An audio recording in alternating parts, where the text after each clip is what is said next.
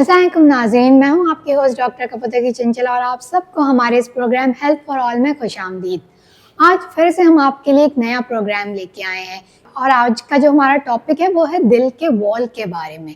वैसे तो हम अपने प्रोग्राम में बहुत दफ़ा दिल की बीमारियों के बारे में बात कर चुके हैं, लेकिन आज का जो हमारा प्रोग्राम है वो स्पेसिफिकली दिल के जो वॉल होते हैं उनके बारे में होगा। और इस प्रोग्राम को हमारे साथ कंडक्ट करने के लिए हमारे एक बहुत ही ख़ास मेहमान मौजूद हैं। तो आइए वेलकम करते हैं बहुत ही रिनाउंड कार्डियोलॉजिस्ट जो हमारे पाकिस्तान में बहुत अरसे से प्रैक्टिस कर रहे हैं और वो हमें बताएंगे दिल के वॉल के बारे में। तो let's welcome doctor Asadullah Khan Soomro साहब का। अस्सलाम वालेकुम सर। जी वालेकुम सलाम। सर पहले तो हमारे शो पे आने का बहुत बहुत शुक्रिया। आज हम बात करेंगे दिल के वॉल के बारे में। पहले तो ये बताएं कि जो दिल का वॉल होता है जिसे हम क्या में इंग्लिश में या मेडिकल टर्म में वेल्वुलर डिजीज कहते हैं, तो ये क्या कैसी बीमारी होती है? एक तो सबसे पहले मीडिया फोकस और आपकी पूरी टीम का शुक्रिया। और ये एक लिहाज से अच्छा भी सवाल है इसलिए कि अक्सर मरीज़ों में कन्फ्यूजन होता है कि जिनको शरियानों की बीमारी होती है, शरियानें तंग होती हैं, तो वो कहते हैं दिल का वाल्व बंद है। तो शरियानों की बीमारी जो है वो सबसे ज़्यादा, जितने भी अमराज कल्ब हैं उनमें सबसे ज़्यादा जो है वो दिल की शरियानों की बीमारियाँ कामन हैं, जिसमें heart attack, angina, heart failure या हरकत कल्ब की बंदश जो है वो है। दूसरे नंबर पर जो है वो दिल के वेल्स की बीमारियाँ होती हैं। ये दिल के वेल्स की बीमारियाँ जो हैं वो दिल के शरियानों की बीमारियों से मुख्तलिफ होते हैं। अच्छा, दिल जो है जिस तरह से उसमें 3 बड़ी शरियानें होती हैं, इसी तरह से दिल में 4 मुख्तलिफ वेल्स होते हैं, 2 लेफ़्ट साइड पर और 2 राइट साइड पर। जो लेफ़्ट साइड पर 2 वेल्स होते हैं उनको हम, एक को माइट्रल वेल कहते हैं और दूसरा जो वेल होता है उसको हम एओर्टिक वेल कहते हैं। जो राइट साइड पर वेल्स होते हैं उनको हम, एक को ट्राइकस्पिड वेल कहते हैं और दूसरे को हम पल्मोनरी वेल कहते हैं। तो टोटल ये 4 वेल्स होते हैं और ये चारों ही वेल्स की मुख्तलिफ बीमारियाँ होती हैं। अब किस किस्म की बीमारियाँ होती हैं? इनमें कुछ मरीज़ होते हैं जिनमें दिल की जो वेल्स हैं वो सख्त हो जाते हैं, तंग हो जाते हैं, तो हम उनको स्टेनोटिक वेल्स कहते हैं। कि अगर किसी को मेटल वेल का स्टेनोसिस है तो उसको मेटल स्टेनोसिस कहते हैं, एओर्टिक वेल का स्टेनोसिस है तो हम एओर्टिक वेल स्टेनोसिस कहते हैं।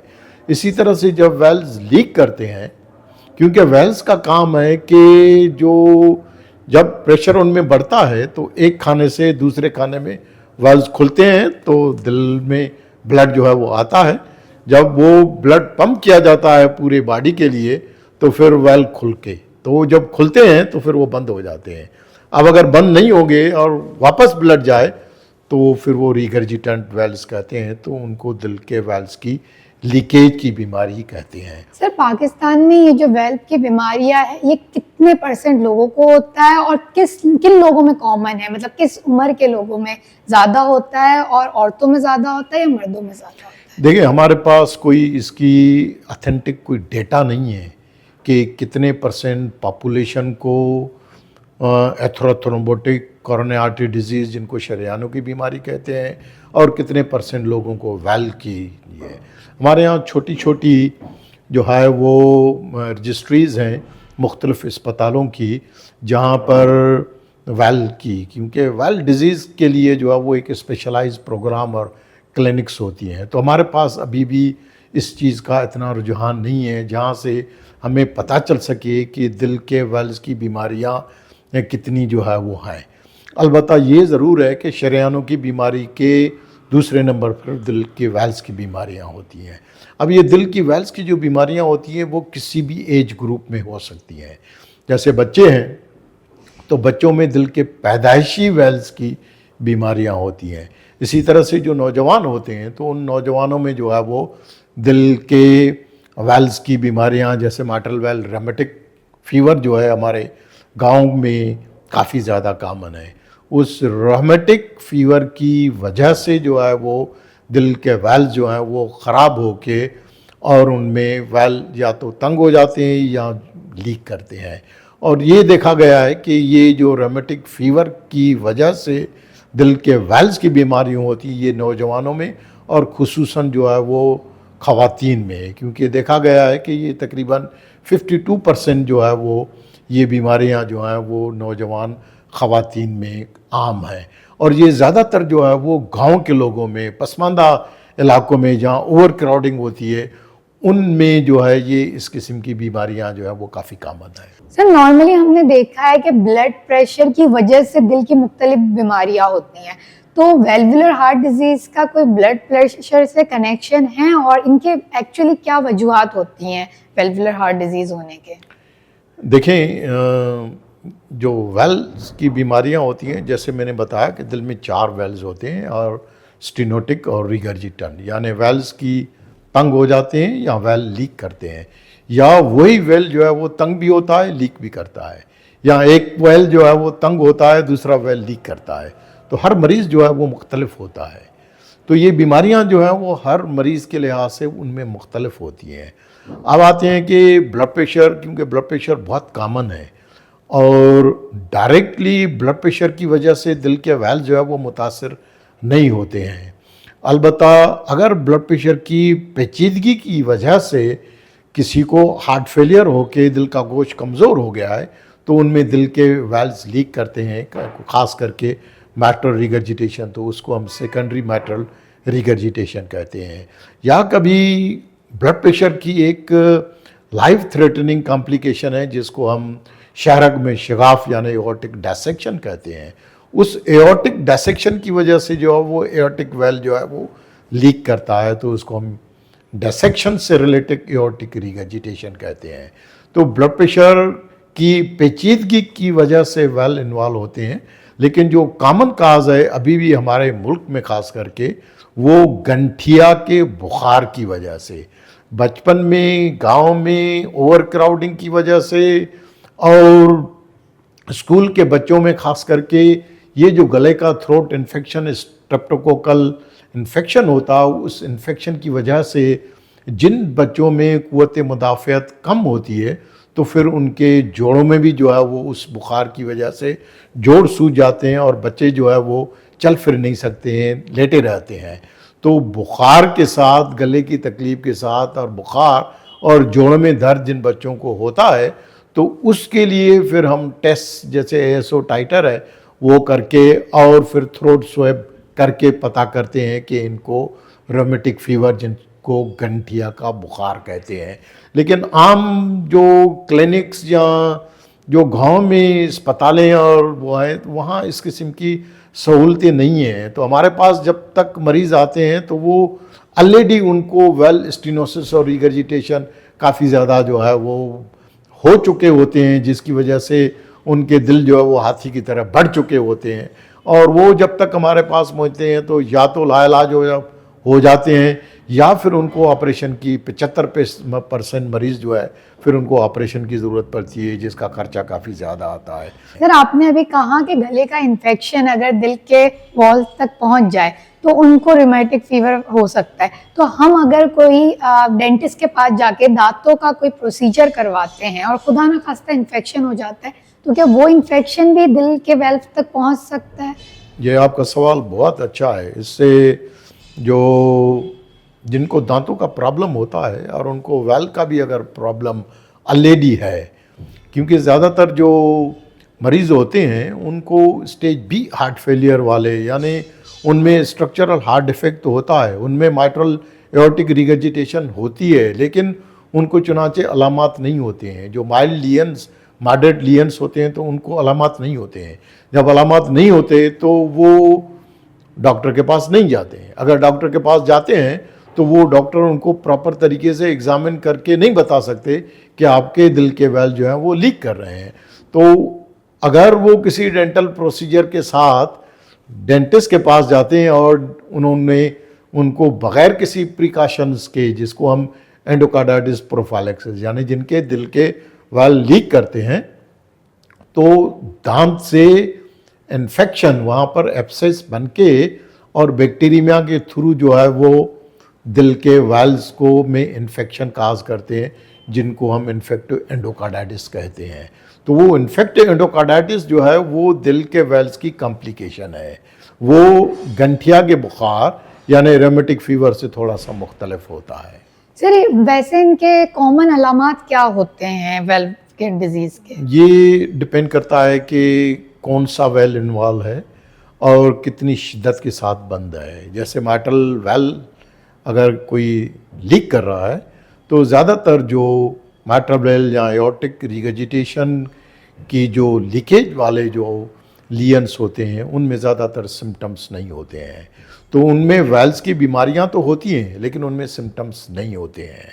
तो ये बहुत सारे लोगों के लिए एक सरप्राइज़ होती है कि एक मुअम्मा होता है कि उनको दिल के वेल्स की बीमारी तो है लेकिन उनको कोई तकलीफ़ नहीं है, कोई तकलीफ़ नहीं है। तो लोग समझते हैं कि अचानक उनको बताया जाता है कि आपके वेल जो हैं वो ख़ास करके जो हमला होती हैं और हमल के दौरान अगर पहली दफ़ा उनको बता दें कि जी आपके वेल लीक कर रहे हैं या वाल तंग हो गए और उसकी वजह से आपको अलामात होते हैं, तो बहुत सारे लोगों को यकीन नहीं आता है।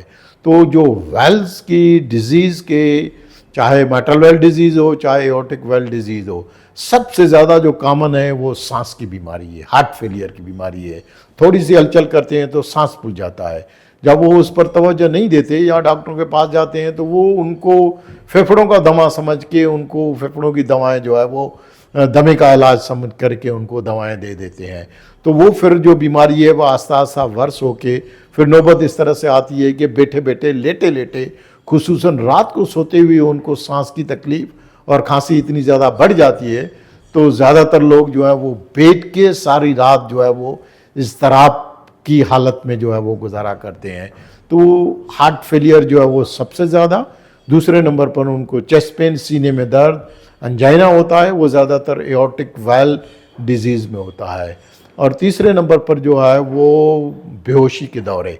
अब ये जो बेहोशी का दौरा है और ये या किसी को खांसी में खून आता है तो वो फिर डॉक्टर्स उसको टीबी की तरफ जो है उनका ख्याल चला जाता है, या अगर बेहोशी के दौरे पड़ते हैं तो वो दिमाग की मिर्गी समझ के उसका इलाज करना शुरू कर देते हैं, या फिर दिल की धड़कन जो है वो काफ़ी तेज़ हो जाती है और उसकी वजह से उनको फालिज हो जाता है। तो वो जो थ्रोम्बोएम्बोलिक स्ट्रोक हो जाता है तो हर मरीज़ में उसकी पेचीदगियाँ और उसके अलामात जो है मुख्तलिफ होते हैं, लेकिन सबसे ज़्यादा जो कॉमन जो है वो हार्ट फेलियर की अलामात यानी सांस की बीमारी जो है वो सबसे ज़्यादा कॉमन है। सर पाकिस्तान में इस वक्त मौजूदा कौन कौन से टेस्ट है जो करवा के हम जान सकते हैं कि उन्हें वेल्वुलर हार्ट डिजीज़ हो गई है? देखें, ये जो दिल के वेल्स की बीमारियां होती हैं इनमें मुख्तलिफ़ किस्म के, एक तो सबसे पहले यानी तशख़ीस यानी डायग्नोसिस उसका कैसे किया जाए। सबसे पहले तो मरीज़ की हिस्ट्री सबसे ज़्यादा इम्पॉर्टेंट है, उसके बाद थारो उसका फ़िज़िकल एग्ज़ामिनेशन। हम ज़्यादातर जो है वो टेस्ट के ऊपर जो है वो रिलाय करते हैं। तो लेकिन ये जो हिस्ट्री और फिज़िकल एग्ज़ामिनेशन तकरीबन अगर फिजिशियन स्किल है तो 90% डायग्नोसिस वेल डिजीज़ का हिस्ट्री और फिज़िकल एग्ज़ामिनेशन हो जाता है। बाकी जो टेस्ट होते हैं वो डिपेंड करता है, जैसे बेसिक टेस्ट हैं, ब्लड के टेस्ट हैं, ECG है, एक्सरे चेस्ट है, और जो गोल्ड स्टैंडर्ड है इसमें अभी भी वो इकोकार्डियोग्राम है। तो इकोकार्डियोग्राम से ज़्यादातर जो दिल के वेल्स की बीमारियाँ, जो बेसिक वेल की बीमारियाँ हैं, स्टेनोसिस या रिगर्जिटेशन है, वो इकोकार्डियोग्राम से पता चल जाता है। अब नई इमेजिंग जो है वो काफ़ी ज़्यादा आम हो गई है, जैसे 3D इकोकार्डियोग्राम है, या जिनमें 2D और इसमें पता नहीं चलता तो फिर हम उनमें ट्रांसइसोफेजियल, खास करके जिनमें इन्फेक्टिव एंडोकार्डाइटिस का शक होता है, वेजिटेशंस हमें देखनी होती हैं, तो फिर हम ट्रांसइसोफेजियल इकोकार्डियोग्राम करके उनकी दिल के वेल्स की बीमारियों की शिद्दत को जो है वो नाप के और फिर पता करते हैं कि कौन से मरीज़ को कौन से इलाज की जो है वो ज़रूरत है। तो हर मरीज़ और हर लियन जो है वो मुख्तलिफ होता है और सारे मरीज़ को सारी चीज़ों की ज़रूरत नहीं पड़ती, तो लिहाजा हर मरीज़ जो है वो मुख्तलिफ होता है। सर इस बीमारी के हो जाने के बाद क्या क्या कॉम्प्लिकेशंस हो सकती है हमारे जिस्म के अंदर? देखिए, अगर मरीज़ को दिल के वेल्स की बीमारियां हैं, चाहे वो पैदाइशी हैं, चाहे वो गंठिया के बुखार की वजह से हैं, चाहे वो हार्ट अटैक की पेचीदगी की वजह से हैं, या दिल के गोश्त की कमज़ोरी की वजह से जो है उनके वेल्स जो हैं वो लीक कर रहे हैं। अगर उनकी इलाज पर तवज्जो ना दी जाए तो सबसे ज़्यादा जो कॉम्प्लिकेशन उनकी वो हार्ट फेलियर की बीमारी है। अगर वेल्स की बीमारियों खास करके एओर्टिक स्टेनोसिस है, माइटरल स्टेनोसिस है, तो फिर माइटरल स्टेनोसिस में पल्मोनरी हाइपरटेंशन की वजह से जो है वो उनका प्रेशर जब बढ़ जाता है तो फिर वो लाइलाज हो जाते हैं। या एओर्टिक वेल डिजीज़ है तो उनमें सिनकपी या फिर एट्रियल फिब्रिलेशन है तो फालिज होने के इम्कानात उनमें क्या काफ़ी कॉमन होते हैं। तो ये इनकी कॉमन जो है वो कॉम्प्लिकेशंस हैं जो होती हैं। सर अगर किसी को ये बीमारी हो जाए तो इसका इलाज कैसे करवाया जा सकता है? देखिए, इलाज के 3 मेन तरीके हैं और वो जो इलाज के तरीके हैं वो हर मरीज़ में मुख्तलिफ होते हैं। हमारे यहाँ जो मरीज़ होते हैं वो ज़्यादातर यंग मरीज़ होते हैं। हमारे मरीज़ों की जो एवरेज एज जो है वो देखी गई है कि 45 साल जो एवरेज एज है। बाहर के मुल्कों में जिनको दिल के वेल्स की बीमारियाँ तो उनको 70-75 साल में जाके दिल के वेल्स की बीमारियाँ, क्योंकि वहाँ पर aortic well, degenerative aortic well जो है वो ज़्यादा कॉमन है, या वेल की लीकेज जो है वो ज़्यादा जो है वो कॉमन है। लेकिन हमारे यहाँ जो है वो माइटरल स्टेनोसिस, माइटरल रिगर्जिटेशन, एओर्टिक स्टेनोसिस ये काफ़ी ज़्यादा हैं। तो सर्जरी जब तक हमारे अस्पतालों में, बड़े अस्पतालों में पहुँचते हैं तो 75% लोगों को ऑपरेशन की ज़रूरत पड़ती है, तो उनका सीना खोल के ऑपरेशन किए जाते हैं। और दूसरे नंबर पर जो है वो न्यू जो टेक्नोलॉजी आई है तो उसको हम ट्रांस कैथेटर जो है वो रिपेयर होती है। तो जैसे एओर्टिक वेल है, माइटरल वेल है, या बलून डायलेटेशन के थ्रू, यानी कैथेटर के ज़रिए, बगैर सीना खोले हुए कैथेटर के ज़रिए जो है उनके जो तंग वेल्स हैं उनको खोला जाता है, जो लीक वेल्स हैं तब्दील किया जाता है। उसके अलावा जो है वो जो मरीज़ की बीमारी जो है वो इतनी शिद्दत पकड़ लेती है और वो उनमें जो है वो कॉम्प्लिकेशन ज़्यादा हो जाती हैं, फालिज हो जाता है, पल्मोनरी हाइपरटेंशन हो जाता है, या दिल का गोश्त जो है वो इजेक्शन फ्रैक्शन इतना ज़्यादा कमज़ोर हो जाता है, तो फिर ऐसे मरीज़ों को हम मेडिकल का इलाज जो है वो तजवीज़ करते हैं। चलिए सर, आपका बहुत बहुत शुक्रिया कि आपने हमारे मरीज़ को वॉल के डिजीज़ के बारे में बताया और उनसे बचने के भी तरीके बताएं और उनको इलाज कैसे करते हैं वो भी बताया। Thank you so much sir. Welcome. तो नाजरीन, जैसे कि आपने देखा आज हमारे साथ डॉक्टर असदुल्ला खान सुमरो साहब मौजूद थे जो कि एक माहिर कार्डियोलॉजिस्ट है और हमें उन्होंने आज वेल्वुलर हार्ट डिजीज़ के बारे में बताया। तो आज के लिए बस इतना ही, हमारा प्रोग्राम हम यहीं पे ख़त्म करते हैं और नीचे दिए हुए नंबर पे हमें ज़रूर मैसेज करके बताएं कि आपको हमारा ये प्रोग्राम कैसा लगा और हमारे इस चैनल को लाइक और सब्सक्राइब करना बिल्कुल नहीं भूलिएगा। तो इसी के साथ मुझे और हमारे आज के मेहमान को दीजिए इजाज़त। अल्लाह हाफ़िज़।